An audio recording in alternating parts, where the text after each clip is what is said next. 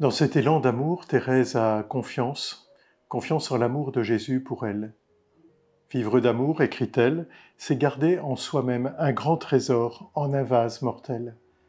Thérèse se rappelle de la parole de saint Paul aux Corinthiens, qui dit que nous portons en nous-mêmes un grand trésor, mais nous le porterons dans des vases d'argile. Thérèse comprend qu'elle est faible, qu'elle n'est pas un ange du ciel.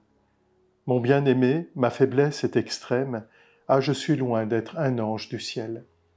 Thérèse n'est pas un ange, Thérèse est pleinement humaine, elle est comme nous, et son humanité, comme chacune des nôtres, est traversée par la faiblesse.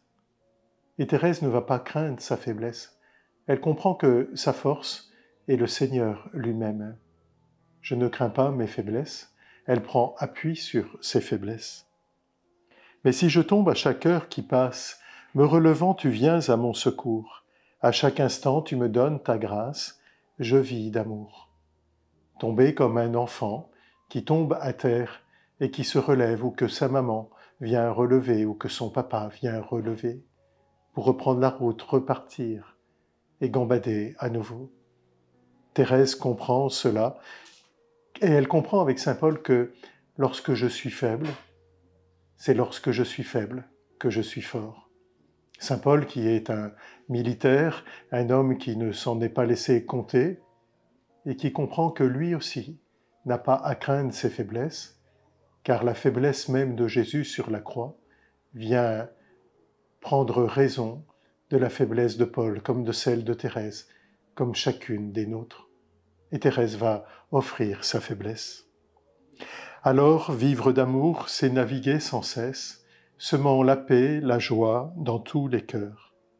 Pilote aimé, la charité me presse. Pressée par l'amour de Jésus, Thérèse veut répandre cet amour au plus loin. Je te vois dans les âmes, mes sœurs. La charité, voilà ma seule étoile. À sa clarté, je vogue sans détour. J'ai ma devise écrite sur ma voile, vivre d'amour.